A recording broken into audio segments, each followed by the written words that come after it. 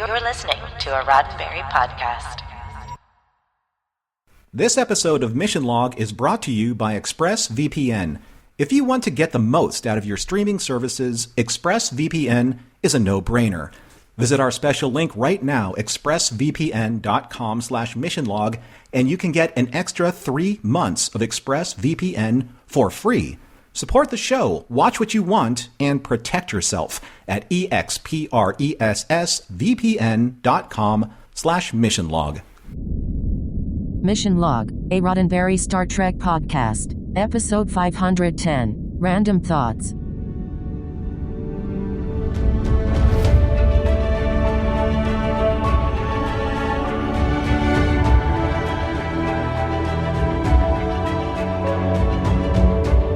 Welcome into another episode of Mission Log, a Roddenberry Star Trek podcast. I'm Norman Lau. And I'm John Champion, and I know what you're thinking. Isn't this the podcast where the hosts break down an episode of Star Trek, then examine it for morals, meanings, and messages? Well, right you are. I mean, right I am, because I knew that's what you were thinking. And in today's episode, we'll be examining Random Thoughts, the one where the Voyager crew gets caught up in some legal trouble on a planet full of telepaths. Emperor Augustus's father died when he was 4 years old, so he was adopted by his great-uncle, Julius Caesar. What? It was just a random thought I had. I think about the Roman Empire from time to time. It's a thing, apparently. Apparently. I mean, you can ruminate on that, and in the meantime, I'll tell people how to reach us with their own random thoughts. Mission Log's the conversation about Star Trek. Drop us a line at missionlog@roddenberry.com and join us on X, formerly known as Twitter, and Facebook at Mission Log Pod. While you're at it, leave us a review and a rating at Apple Podcasts or your favorite podcast platform. And please remember your comments could be used on Mission Log or engage on the Roddenberry YouTube channel. And now, here's John Champion with Think About It. That's right, you guessed it, this week's trivia. Also, the month of August was named after Emperor Augustus. All right, this week's episode, Random Thoughts. It was written by Kenneth Biller. Not a surprise here to have Voyager co-producer and prolific writer Ken's name in the credits. He had the inspiration to mold a contemporary topic into Star Trek setting and saw it through to the end, crafting the story and teleplay here. The most recent of his episodes that we discussed was Nemesis. And appropriately coming off the directing duty for Nemesis, Alexander Singer returns to helm this episode of Voyager. As you probably recall, Alex was a fan of TOS, working on the same lot back in the day, and finally got his chance when he was called up to direct multiple TNG episodes, which led to credits on both DS9 and Voyager. Now, in this episode, we're treated to a few montages that peer into Tuvok's psyche.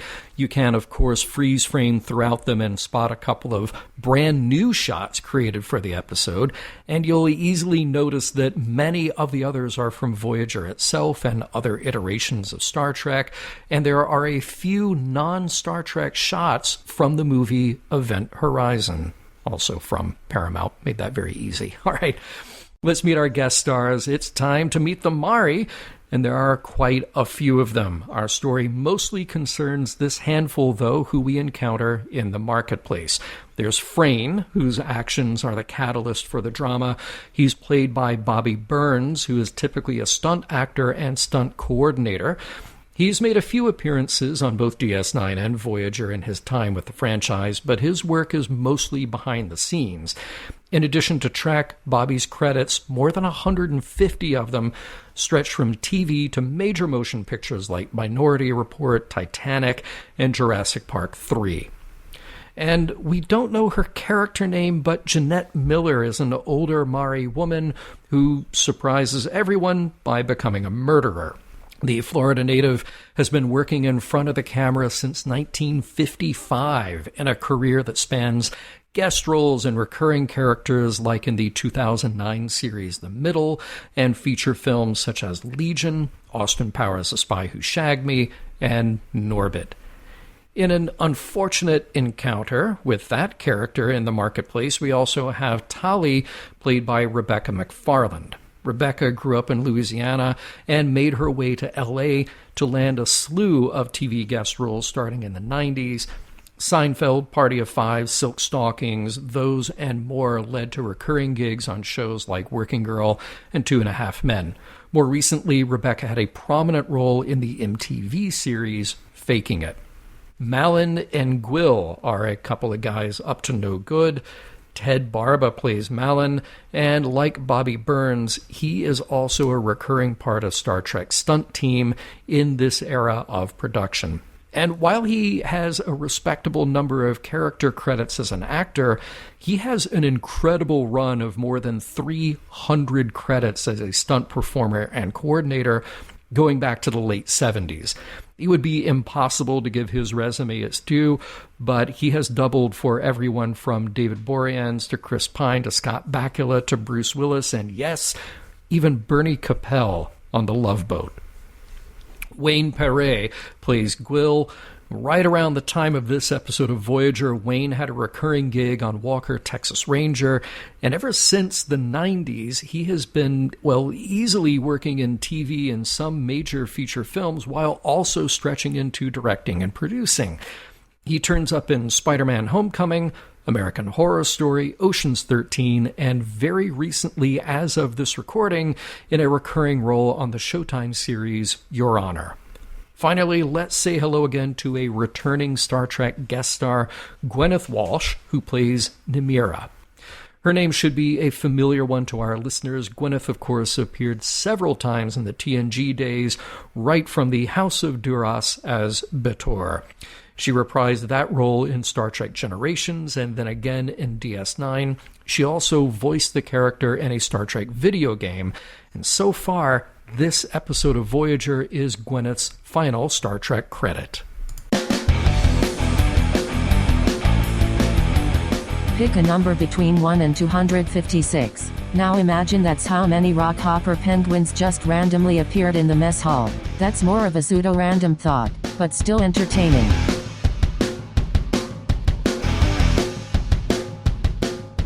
Prologue.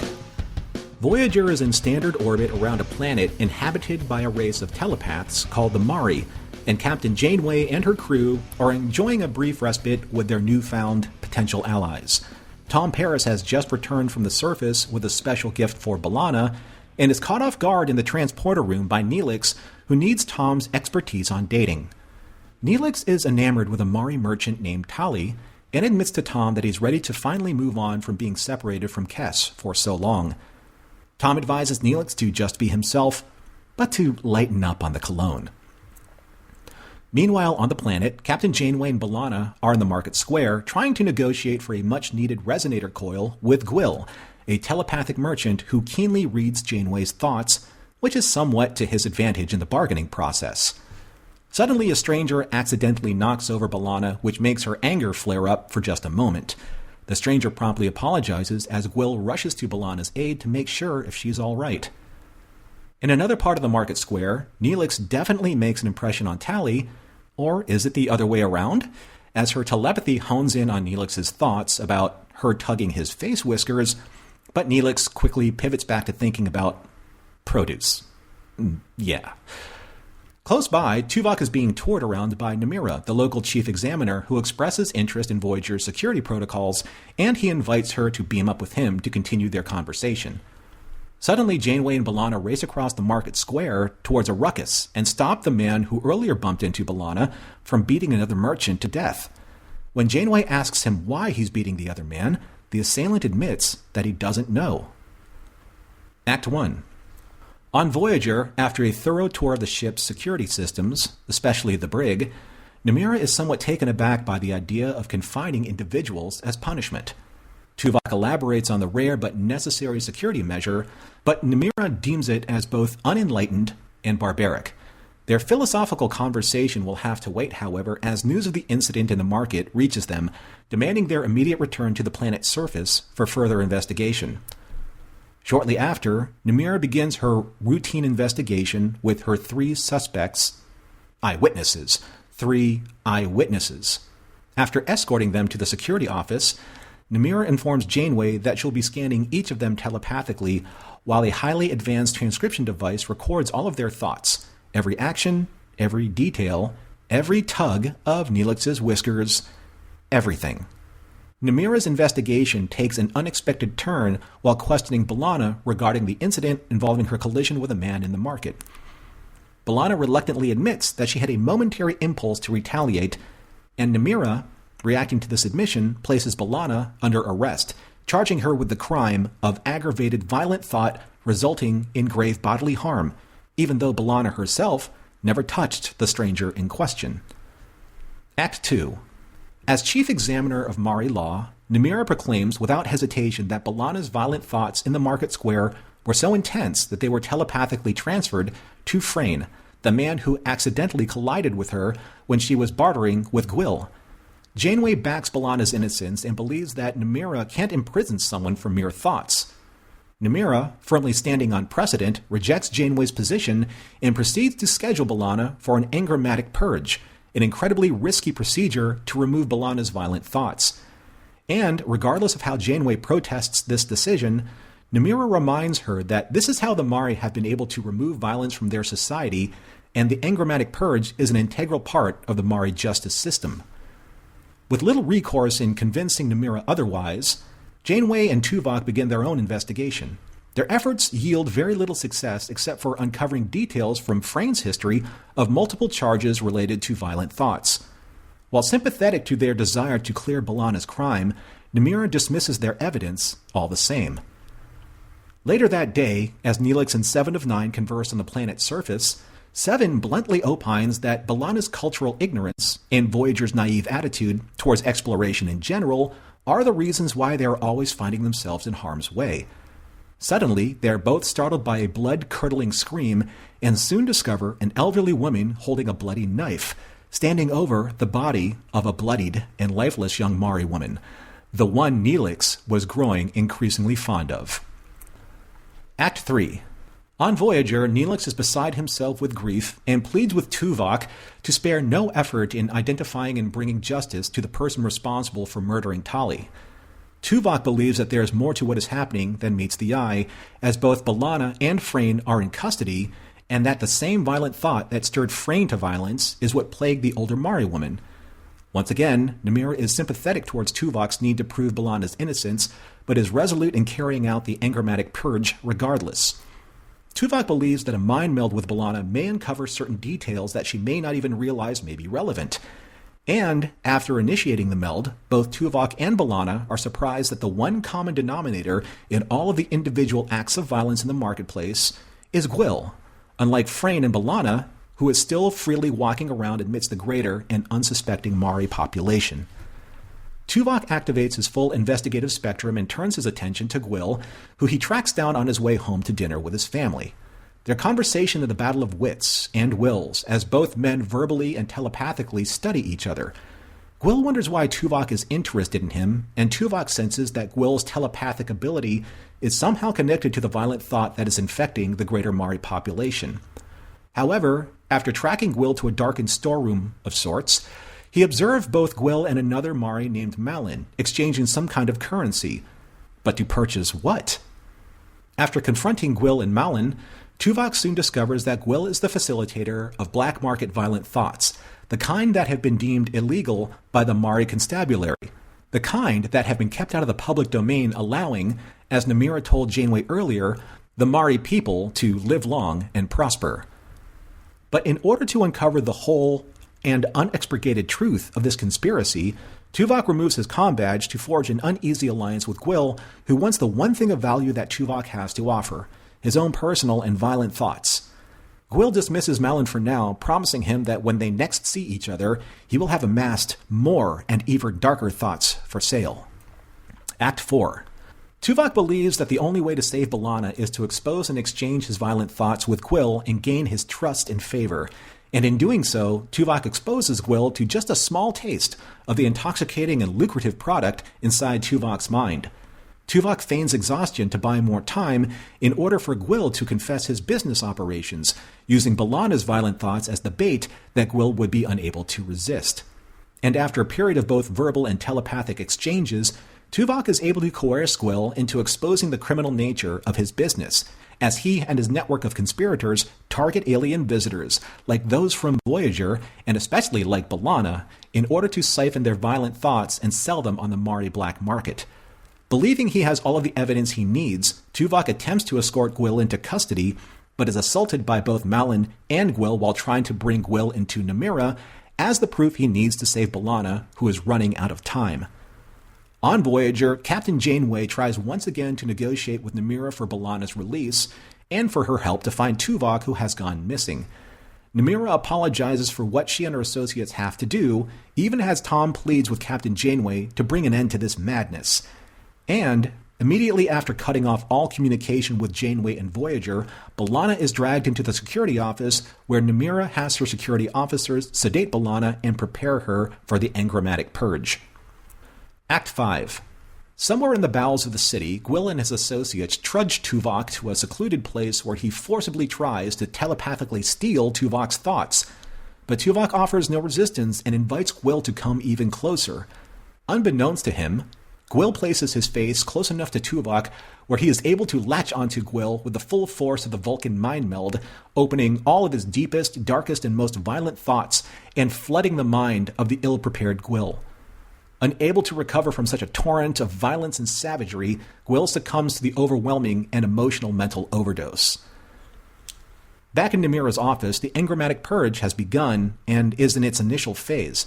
And before B'Elanna's procedure is able to progress any further, Janeway contacts Namira, who accepts the call and hears the full truth of what Tuvok was able to uncover. That Gwil was responsible for the violent attacks that happened in the marketplace, and that he and his associates have been selling black market thoughts to a very receptive customer base.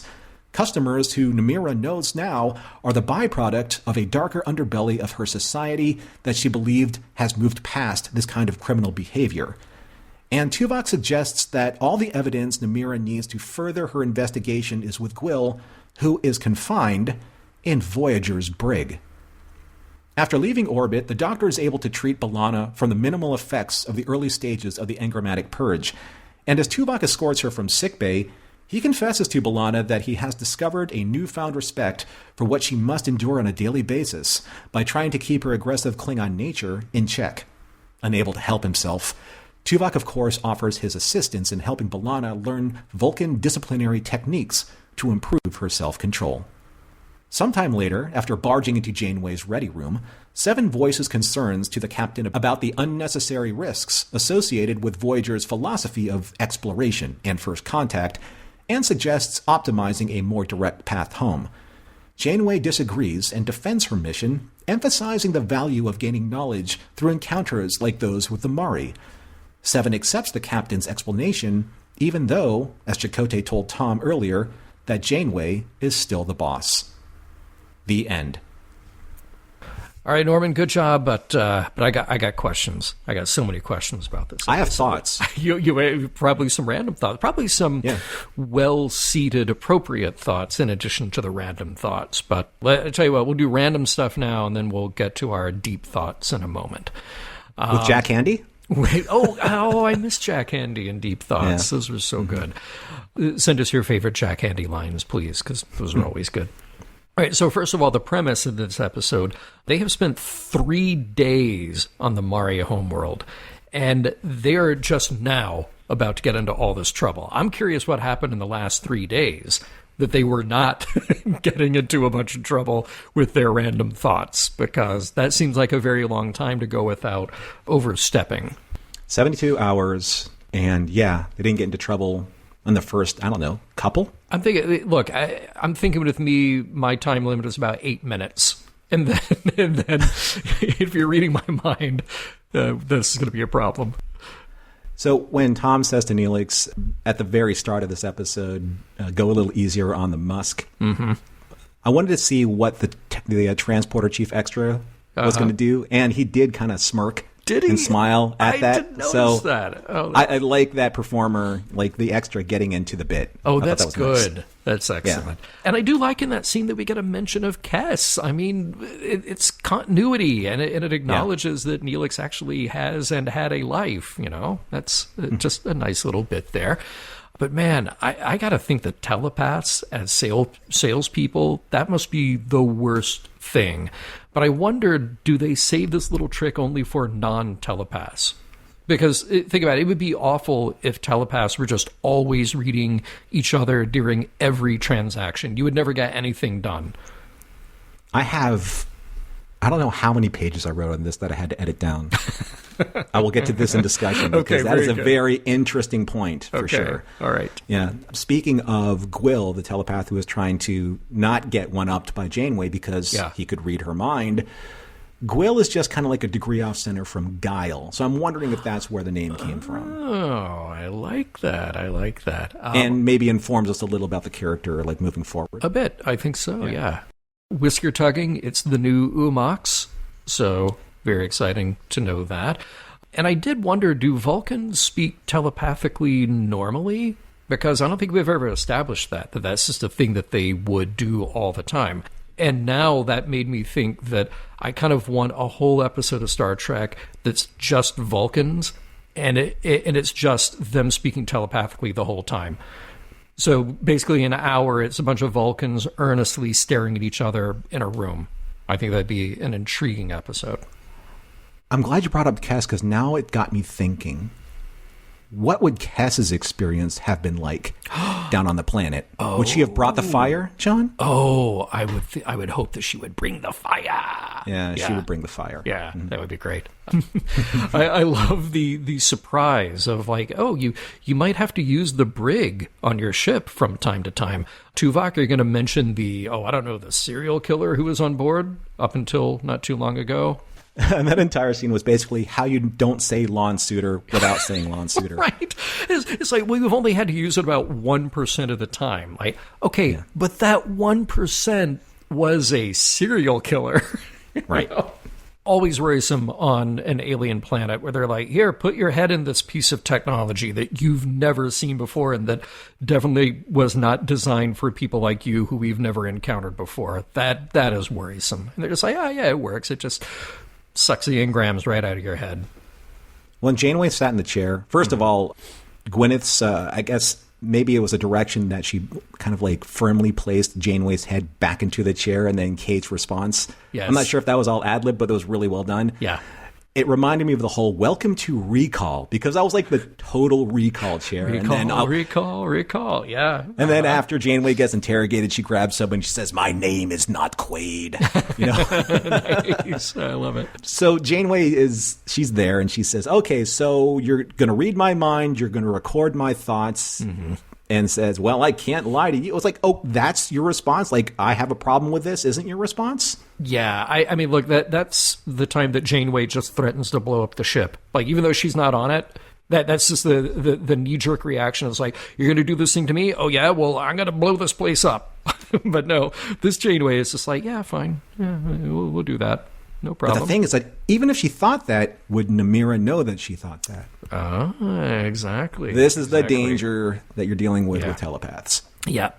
I do wonder how Janeway got coins to trade with in this place that they've never been before, and she's unaccustomed to handling currency. So did they just do a little research and then go up to the ship and replicate a bunch? And like, they'll never know.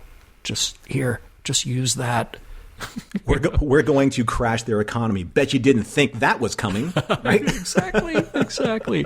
And of course, Neelix, sweet, innocent Neelix, only thinking about those plums for a pie. Because, it's just Neelix. Yeah. Mm-hmm. I really like the scene when Namira was interrogating Janeway, Neelix, and B'Elanna, because the cutaways after each question to each individual character differently and kind of randomized was really nice. I love the way that it was edited. It was really snappy, on pace, and kind of kept the entire process going. I thought it was good. Yeah, it was really nice stuff. And by the way, in Grammatic Purge, that is the name of my new Faith No More cover band. So I'm calling that one. Okay. I said Engrammatic Purge so many times in the recap that I was like, is this like the Pee-wee secret word? Because people would just go bananas. You're going to owe somebody a royalty for every one of those. That's why, yeah. So I'm wondering, why do they need to quote-unquote lobotomize or engrammatically purge images from B'Elanna's mind? Why don't they just ban her from the planet? Well, exactly. Yeah. I mean, the memory is already out there, but I guess if they, I don't know, maybe it just looks bad. Like, well, we're not going to punish this person because they're new here. And banning from the planet is like, sure, so what? Like, don't throw me in the briar patch. I'm glad to get out of here. That would be fine. I do like that, the set design is interesting in this. I read some comments from some of the production that they didn't like the production design on this episode. Nimira is pushing some buttons on her desk that I swear it just looks like characters from Galaga or Space Invaders. Go back and freeze frame that. It's very obvious. Galaga, that's a +1 reference. You're welcome. There. You're welcome. Well done. How does Tom back on Voyager know what's going on? Like, he's just waiting for Janeway in the transporter room. So how would he... I mean, I guess B'Elanna could have called him on the communicator, but that would be a very long conversation. And then he also, just runs to the transporter room because he assumes Janeway is coming next. That was... Yeah, it was a little bit of dramatic license there. Mm-hmm. And then Chakotay says, I'm sure the captain wouldn't object to Tom sitting in her chair. I bet she would. I think she would. And very interesting that Tom is just ready to fight, I guess, a bunch of pacifists. He's like, they'll be easy to take. They're pacifists. That was so bizarre to me. That entire scene was so bizarre to me because going back to like when Tom sits down the first time, there's a cutaway to Robert Beltran. And timestamp this, folks. Look at him at 16 minutes, 42 seconds. He almost looks like he's about to break character because there's a little bit of a smile curling up in the side of his mouth like, I don't even want to do this line or something. I'm just, again, that's just, a supposition on my part, but it was just weird. I'm glad you pointed that one out. I noticed that one too. Yeah. And that whole exchange, when Chakotay says, and what, risk an all-out confrontation with the Mari? And, you just mentioned this, they're just a bunch of pacifists. Tom says they're no match for us. Oh, my God. Like, is this like the bookend episode to Justice from the Next Generation? I'm so glad. All right, so again, in Mission Log tradition, we do not read each other's notes, and yet Justice was right at the top of my mind in this one, for sure. Mm-hmm. Good call, good call. Cut to the scene in Janeway's ready room. She and Tuvok are both reading pads, and that is some really weird blocking where they're like sitting across the same desk, very narrow desk. It's not even the desk. It's like the return on her desk. And their hands are kind of crossed, reading the pads over each other. Like, it is just strange. It is a bit of very contrived blocking for TV. And then when they do the cuts, they obviously cheated that out a bit. So, yeah, it's a strange moment. Like, it would be very uncomfortable to be sitting in a room reading with someone and literally, like your arms are crossed while you're reading. It's odd. Now, I do love the whole concept here about thoughts being viral, and we'll get into that, of course. I mean, I was thinking like a different kind of viral, like the STD kind of viral, but not that disco was involved, but no. Maybe, of course, there was some kind of disco involved. It was well, you didn't get the nightlife of the planet, so yeah. No, I gotta say, like with Tuvok, I love it when Tim Russ gets to play Lairs, and there is this line that he has with Nimira, and I thought, like, is this the closest thing we get to a Tuvok seduction? When he's saying, "I admire your culture, and I have enjoyed your company," I'm like, whoa, hey, yeah. Oh, it's get a little warm in here. That's Tuvok speak for, he's got the hots.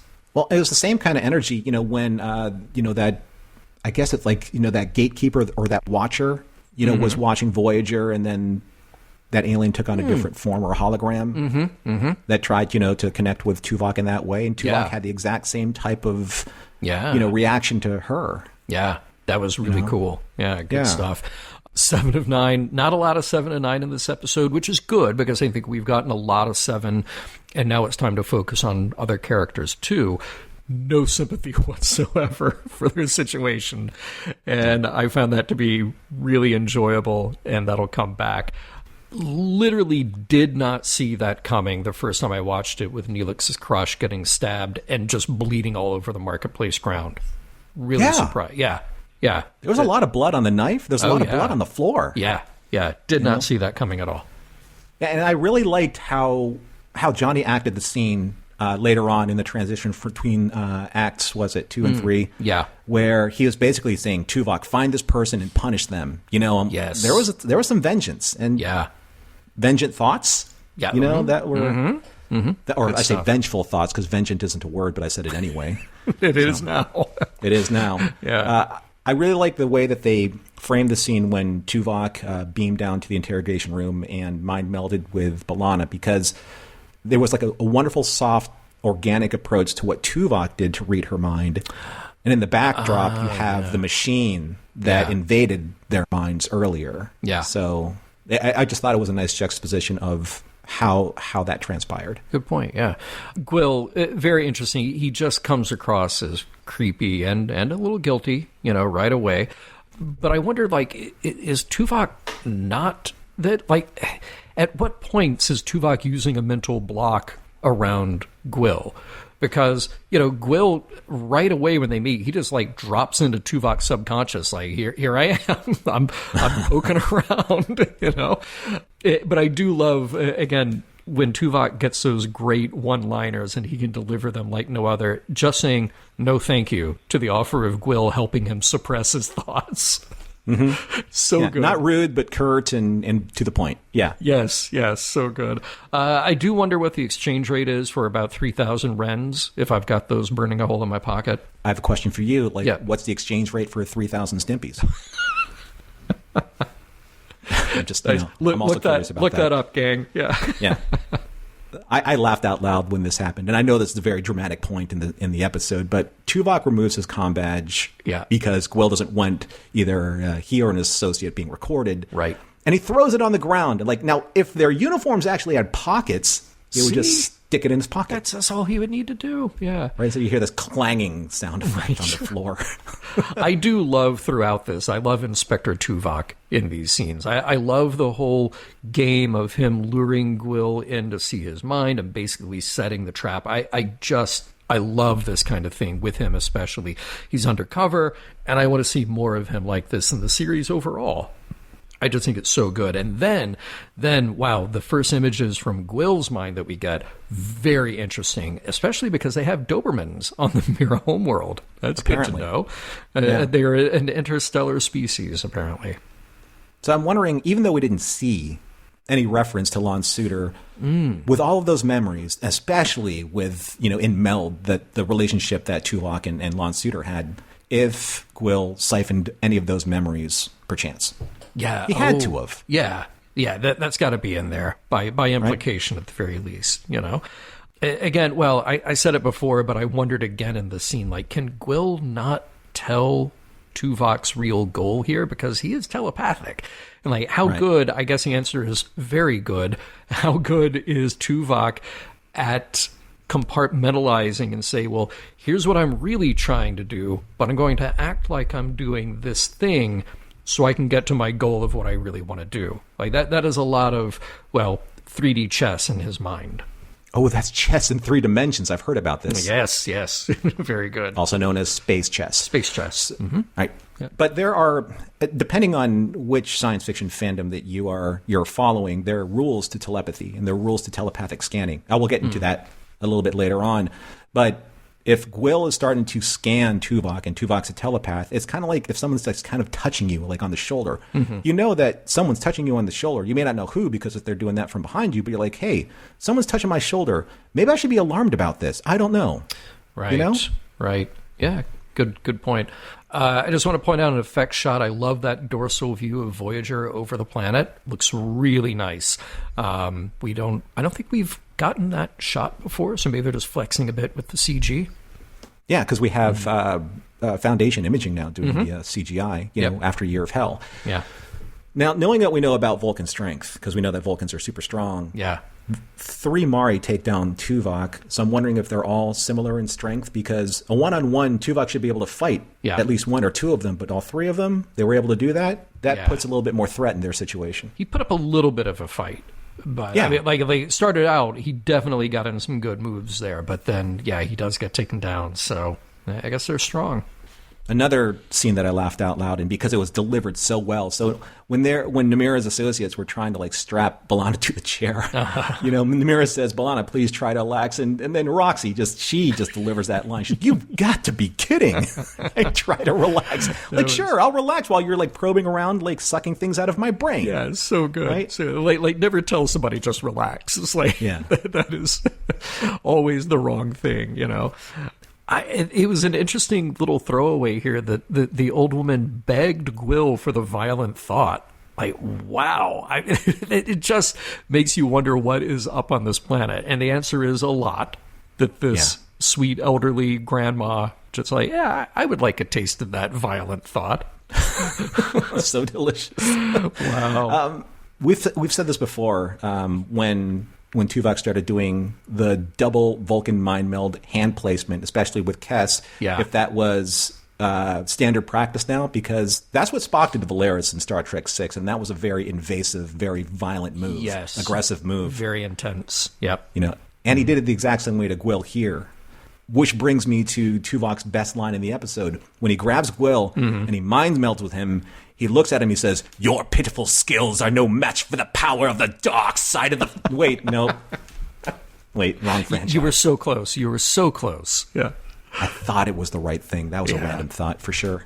Yeah. Speaking of another random thought, I love Seven's ending with Janeway. Now, you said that she was used sparingly in this episode. I thought that her scenes were the chef's kiss of this episode. Yeah. Because I just love her bluntness, and just kind of her candid, open dialogue that she has with everybody, because she doesn't really know any better. Right? But it's how she's used best, and that's kind of, honestly, if we're not going to get that out of Tuvok, this is where you need the person to just jump in with the unerring logic to point it out. I do like Janeway's response to it, because it humanizes the situation a little bit, but it's not like Seven is wrong. How many times on our show have we said, they should really just go home. They should really just skip the planet hopping right now. Look, I said it before, I love the mind meld sequences. I love Inspector Tuvok. And at the end of this episode, we've just gotten quite the glimpse into some dark, twisted stuff in Tuvok's mind. And to me, that is awesome. And I love seeing him be a badass. And even if we don't see him that bad anymore, we know what's kind of rolling around in that Vulcan mind of his. That is some intense stuff that really informs the character going forward. I love it.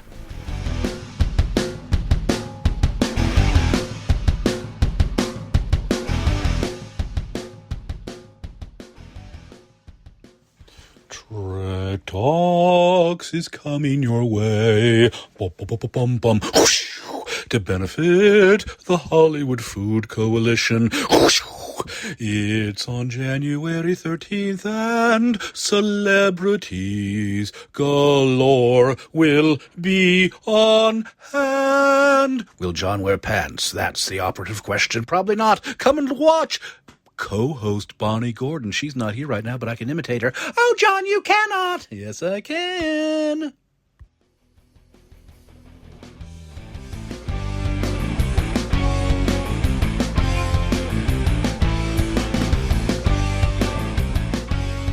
We'll get right back to random thoughts after a word from this week's sponsor. So, John, I have a question that I got to ask you. Lay it on me. All right, so did you know that you can watch old Star Trek episodes on Netflix? Wait, hang on. Old Star Trek? You mean everything that came before new Star Trek? Like all the old Star Trek? If I just fire up the streaming service of my choice, which, let's say randomly Netflix, I can watch it? 800 plus hours of Star Trek. That is a lot of Star Trek. That is a lot of mission log, too. It is true. True on both counts. So if you've ever tried out there, like searching Star Trek on Netflix and you came up short, Well, that's because Netflix actually has different shows on that Netflix depending on which country you're in.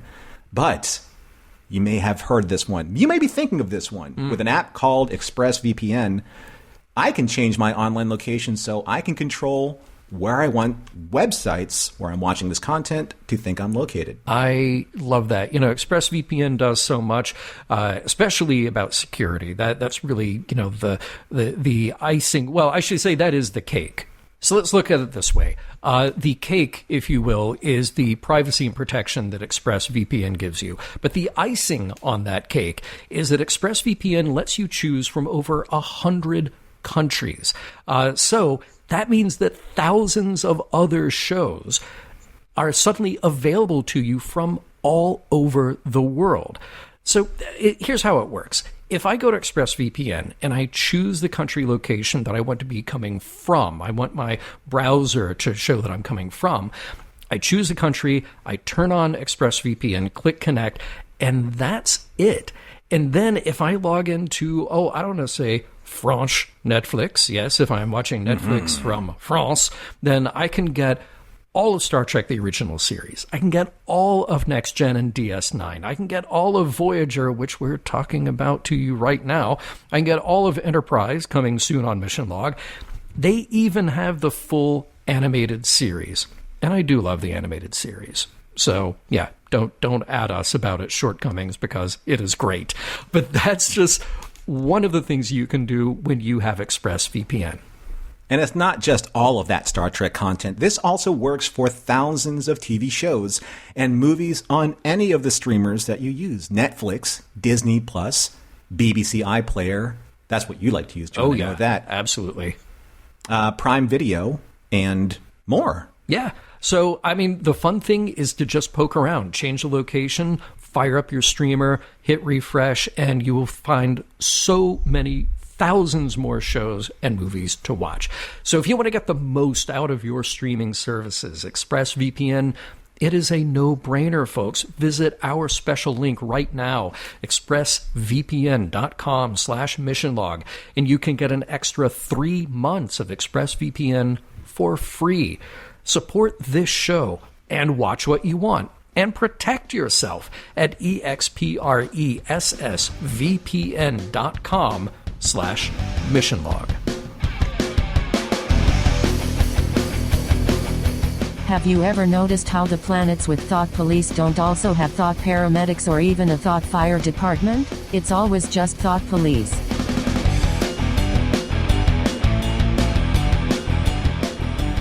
Oh, Norman, where to begin with our random thoughts on random thoughts? Many. Look, you mentioned it in the last segment, and I had absolutely dropped in the same note about Next Gen Justice, because here's one thing right away that I love in this episode. In the great Star Trek tradition, we have this story of our away team trying to navigate the customs and laws of an alien civilization.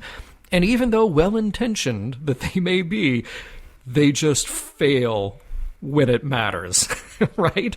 So absolutely the first one that came to mind was Justice, where, of course, Wesley Crusher accidentally earns himself the death penalty and the sentencing just straight up ignored by Jean-Luc Picard.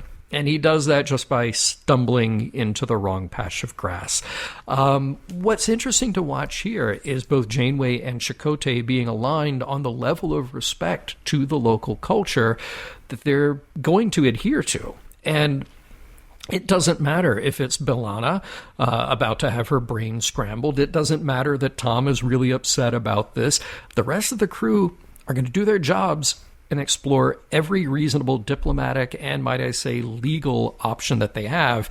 And even though Harry Kim plays a very small role in this episode, just that one shot of him, you get saying, like, everybody's been called back to the ship. Like, you know exactly why. You know what preceded that. So I thought just the diplomatic angle here, or breakdown of that diplomatic angle, was very interesting. I know that I don't want to make light of the situation, but there has to be something in kind of the procedure of meeting a new race, and when to establish relations.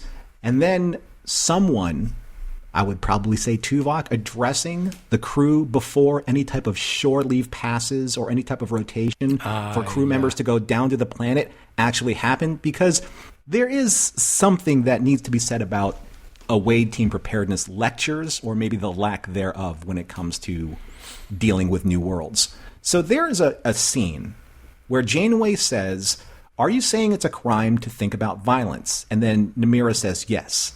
And then B'Elanna says, "That's ridiculous." And then Namira says, "I assure you it's quite necessary. We were once a society plagued by violence.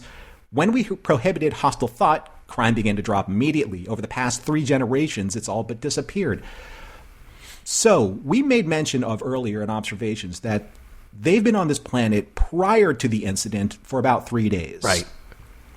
And Janeway and B'Elanna and even Neelix, they've been briefed enough to trade with hard currency, to deal with Gwil and people in the marketplace, but nobody decided to tell them about a thought-based law violations, about the issue that B'Elanna maybe could have gotten around if she actually knew about it. Well, but you are 100% right. By the way, I'm also going to put part of this blame on the Mira people because, okay, first of all, this is a first contact situation, but clearly it is okay for Voyager to do that if they determine that this is a spacefaring species, that they have warp drive, et cetera, et cetera. They've done the homework far enough to decide, yes, we can go here and we can bring Namira up to our ship. So you have to assume there was some communication before that point. Voyager had to be in orbit, check out what their technology is. Can we stop here? Should we stop here?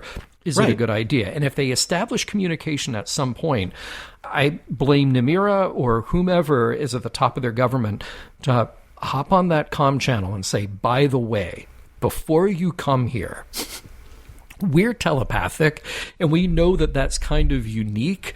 And one of the things you have to know is that it is a crime to think about anything that could be considered violent. So you may want to consider that before you just start sending people down. Look, some of that is on them. You know, you have to go through customs. And they have telepathic customs. Telepathic customs, and they have to tell you about all of that. Full disclosure. But that's what I mean, though. Like, even if they sent, say, Neelix at first as ambassador to Voyager, I'm sure that because his feelings were so strong about, am I going to, establish the right diplomatic relations with a handshake or whatever the first customs are, if the telepaths were strong enough to pick up on that, they would know that they don't know anything about our culture. Why would they? They're a spacefaring race that just stopped here 3 days ago. Maybe we should, I don't know, tell them about our most stringent laws first? Yeah. Before anyone comes down? I mean, yes, I know I'm being very pedantic about it, but that's something that Seven rightfully brings up as clear as crystal. Right. To the annoyance of both Neelix and Janeway. Right. Right. It's kind of funny, though, because, as you were saying that, I kept thinking, well, Neelix is the safe one to send there as the ambassador because he's just thinking about food and, and Tali, okay, yeah, he's fine. He's fine. We don't need to worry about violent thoughts from these people. They're fine. If they're all like Neelix, we don't get the whisker thing, but sure, whatever. These are a hungry, lonely people. Yes, right? Send them down. Yeah. All right, but let's talk about some of the really important, maybe deeper ideas here, the bigger picture of random thoughts. If we had just picked out thought crimes as a topic, all credit here due to George Orwell. Yes, I used the word thought crimes. I think that we could pretty much agree that you can't police what goes on in people's heads. And even if you could, it's inappropriate and impractical to do so. What matters from our human perspective here is intent and action. Okay, but this is science fiction. And this is where this whole idea becomes much more fun and much more nuanced and interesting to explore. What if you have to police what goes on in people's minds because you're in a telepathic society? Does that change the nature of the appropriateness of what's going on here? And when I say have to, I mean, you can kind of put that in finger quotes if you want, because the government of the Mira people decided 3 generations ago that that's what they had to do. You and I, as humans who hopefully realize that, again, punishing for thought crimes is unethical and immoral and completely impractical anyway, would say, no, you actually don't have to do that. In fact, it's a bad idea to do that. But we're not living in the heads of telepathic others.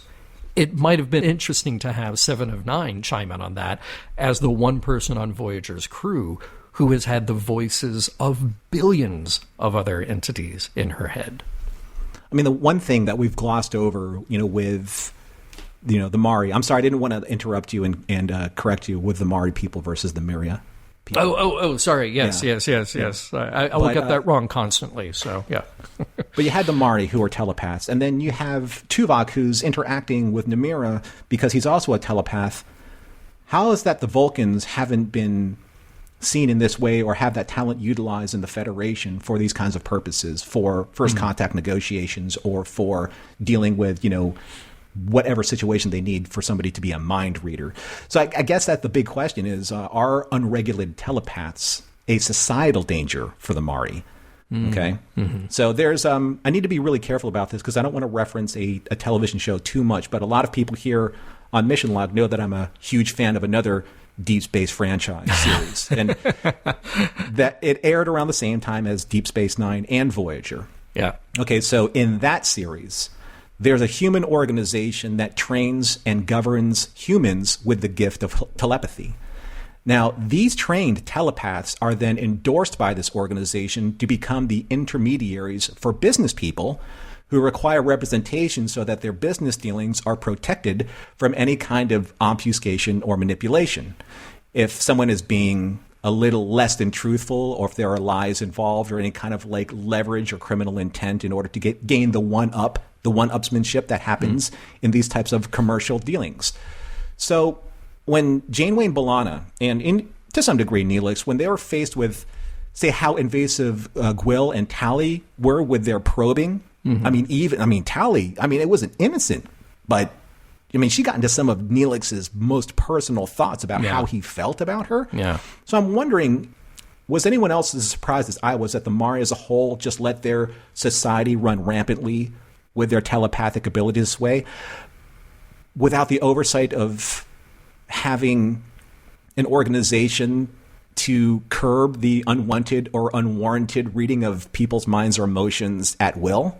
Because I think you're getting at really the heart of the episode, which is to say that you can't, if you just decide that an idea is bad and you just say to a society through government action or whatever, these ideas are off limits, therefore you can't think them anymore, that is at its very nature going to be a failure.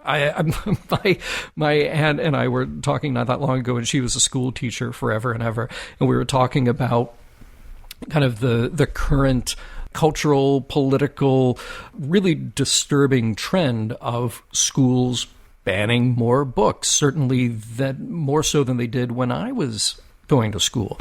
And she very much against that idea, and she says, I have the perfect way to get kids to read, which is you show up in class one day and you bring a whole stack of books and you put those off in a corner somewhere and you say, you can read anything you want out of the library, but not those. Those books are off limits. Those are dangerous books with ideas that you shouldn't be exposed to. You can't read those. Mm-hmm. What books do you think they're going to go for?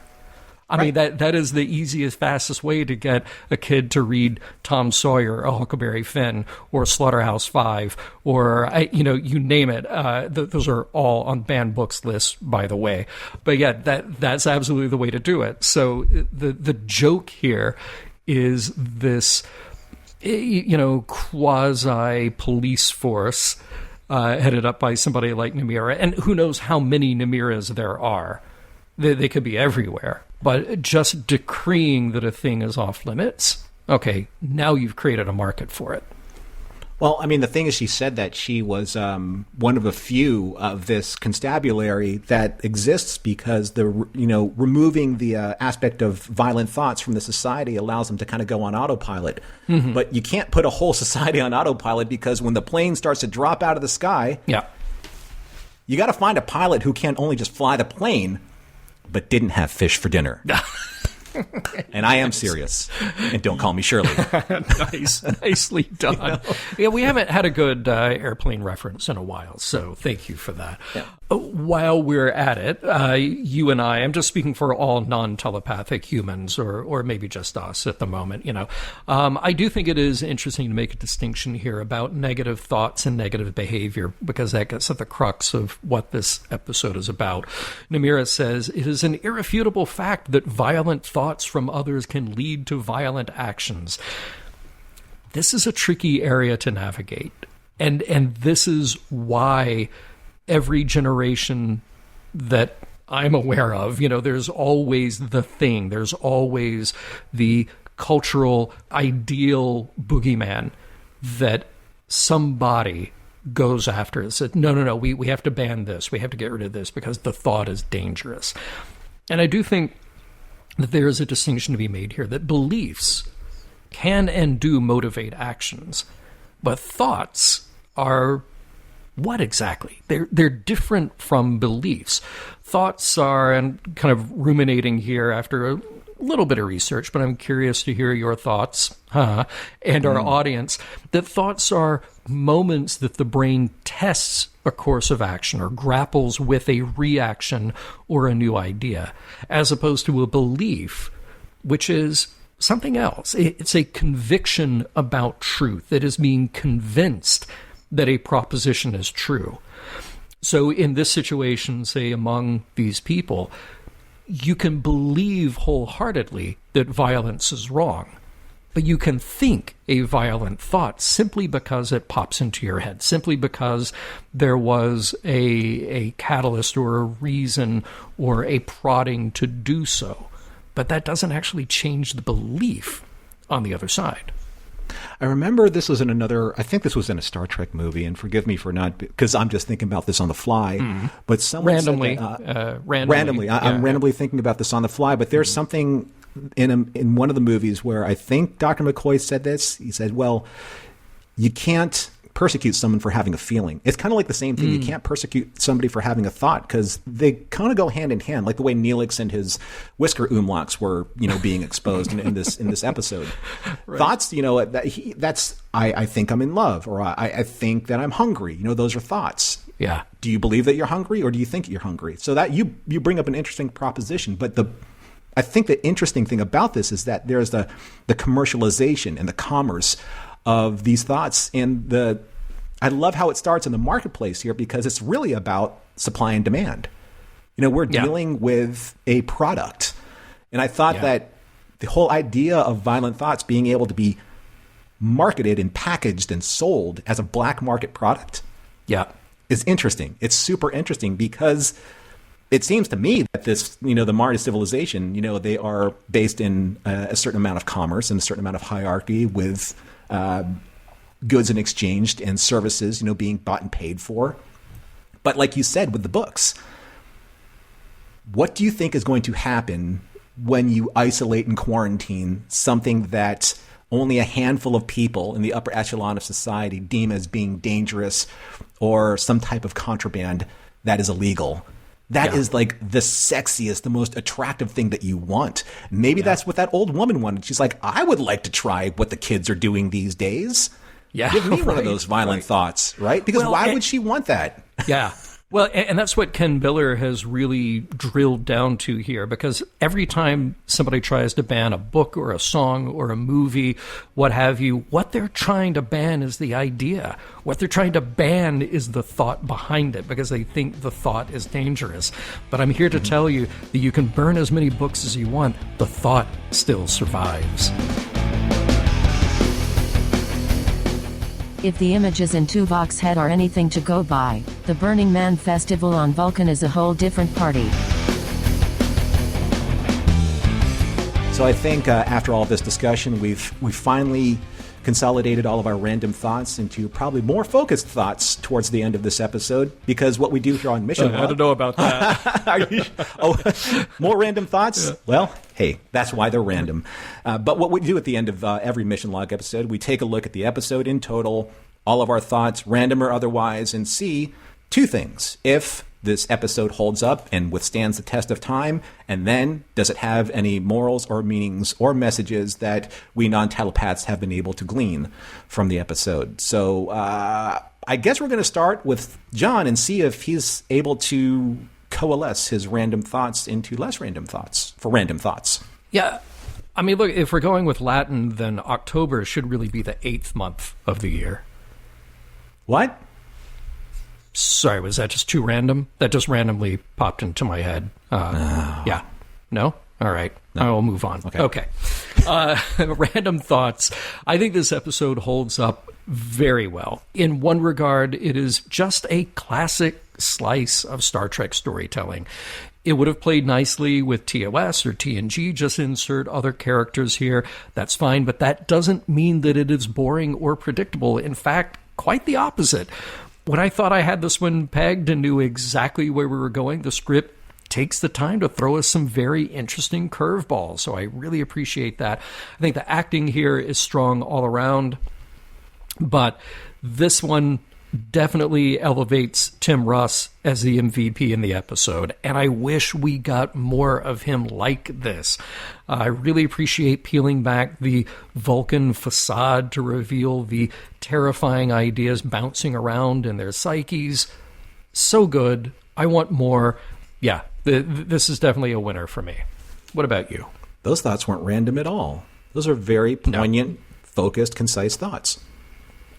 Well, except, okay, if March is named after Mars as the god of war, why that? I don't know. I'm going to need to workshop this a little bit more. Okay. Those are just more random thoughts. I think you should go back to Caesar. I thought you were onto something there. Well, that was the whole point of Augustus and August, and, that just, think about that the whole episode. Well, what about salads? Oh, no, that's South American. That is a Caesar salad, if we want to go that route. What about Cesar Chavez? Okay. So you better do this because I'll just be thinking about salads and yeah. All right. Yeah. I'll get back. Go ahead. I'll focus my thoughts. So okay. I think the questions that were posited in this episode are incredibly powerful. I think that the idea of thought police, being able to convict someone for just thinking about an idea or a topic or an emotion that's punishable by a lobotomy, that's pretty powerful stuff. So you have I'm not sure if a lot of people out there saw this movie, but you have Steven Spielberg's Minority Report, which was actually Stanley Kubrick's Minority Report, which was actually Philip K. Dick's 1956 novella, Minority Report. And it's kind of like one of the best versions of this kind of a trope where you have precogs stopping crimes because they are the thought police that prevents the crime from happening because they can monitor thoughts. But that's kind of also very ominous at the same way. I'm frustrated by this episode. Now, does it hold up? Yes. But I am frustrated by this episode because the entire plot device that puts B'Elanna in danger of the lobotomy hinges on a pure act of ignorance of the law. It just frustrates me to no end, just like Justice does from The Next Generation.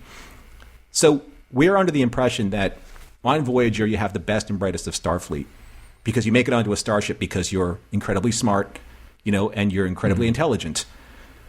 And these people just wouldn't summarily violate a new species law that they just came into contact with. So the logical conclusion is they never knew about the customs to begin with, which in this scene illustrates this perfectly.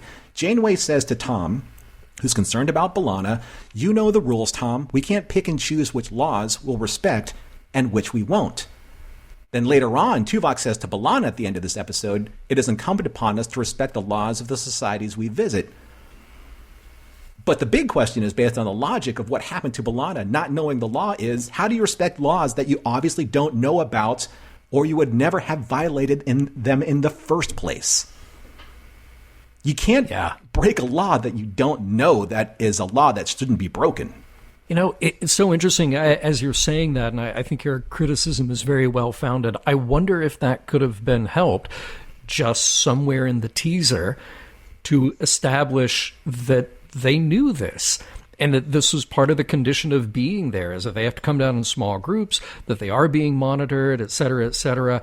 And B'Elanna is very specifically singled out to force this experience. I mean, yes, she is, as it is revealed in the episode, but like all of that gets sort of unveiled later. And I think you kind of need this up front. But maybe they experimented with that and felt like it tipped the hat too soon. But I think you're right. It takes something away from their agency as Starfleet to kind of know this stuff before they show up. And I think we lose a huge opportunity here to also really get into kind of B'Elanna's, her struggle with her duality. And that's something that was brought up by Tuvok, who sympathizes with her at the end. That's a great scene. And if they focused on that more, like, let's target this person, target this Klingon, because from what we understand, from what our telepathic spies have gleaned from this crew, this is the most volatile person that we can like set our plan in motion with. And then go from there. So yeah, I thought that the acting was great. You credit Tim as Tuvok, rightfully so, because I loved it too. But I really thought that Chakotay was a step up above normal here. And I really liked that scene with him and Tom because he was not only just sympathetic, but he straddled this really fine line between action and diplomacy. He wanted to take action, but he also needed to be kind of like the cool head that prevailed in the room with Tom. So that's something that we don't see a lot of with Chakotay consistently, and I like that they showed that here. Nice. All right. Well, that leaves morals, meanings, messages, and I do feel like this episode is biting off some very interesting nuggets for us to chew on. At the time of this episode, we're talking late 90s, the latest pop culture influence to be demonized was video games. No. Those taking the blame, taking the blame for violent behavior among teens. But honestly, I have a little historical perspective here, okay? Just plug in whatever cultural influence you want to be the blame. Comic books, rock music. Take a few more decades back and blame jazz, because they certainly did at the time. While I do think that words and ideas can be powerful, it amazes me when every generation thinks that they've stumbled upon the one bad idea or the one unsavory book or author or album or movie, and then works feverishly to wipe it from public availability, as if by symbolically burning the product can somehow erase the human capacity for intellect and imagination, no matter where those pursuits will take us. Censorship is a fear response. It doesn't stop to ask why or how, and it completely lacks perspective. Censorship is a feel-good lie. It's proven when Namira has no idea what's happening in her own world, and it's proven again and again right here on Earth, where the most vociferous advocates fail to quash ideas. Oh, hang on. One more thing. In the end, the thought is just the thought. Gwyll and Frayne were the responsible parties because they were the ones trading in those violent thoughts. So really the enemy is greed. Contrary to what you may have heard, greed is not good. That's a wonderful Wall Street reference, by the way. Well done. +1 to you. You're welcome. The big question that I think I came away with is there any free will if what you think can be policed, right? Because, I mean, isn't that like one of the most fundamental questions in like any society which challenges democracy in all of its forms at the very core? Do the Mari enjoy a non-violent and peaceful and cultural existence as a society? Arguably, yes, but at what cost?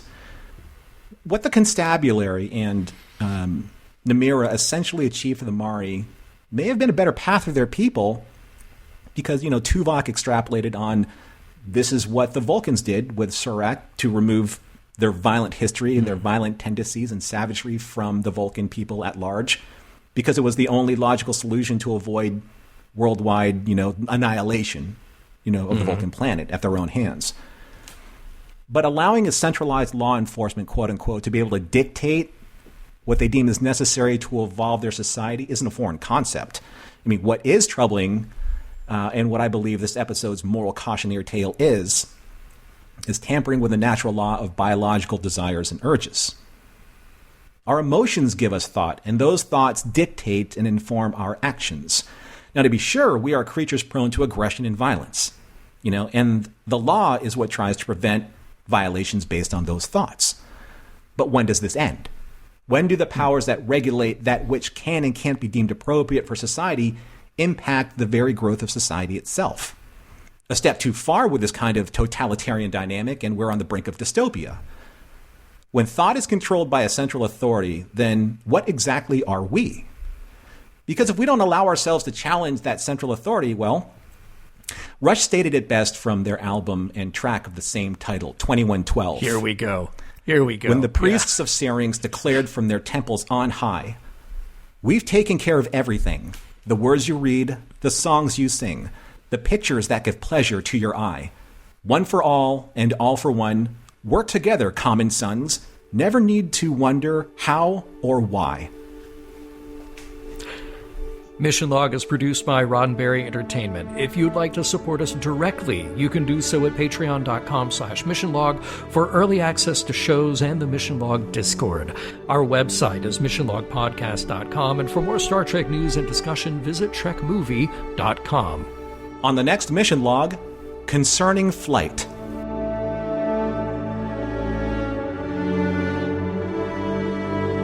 Some of the music for Mission Log provided by Warp 11, online at warp11.com. Special thanks to consulting producers, Matt Esposito, Homer Frizzell, Tom Kozak, Julie Miller, Mike Richards, Mike Shadable, Paul Shadwell, and David Takechi. For a real random thought, imagine that random number of rockhopper penguins reacting to Neelix cooking for them.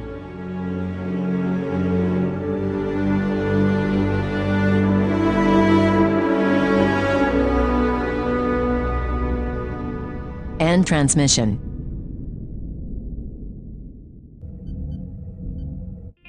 This is a Roddenberry podcast.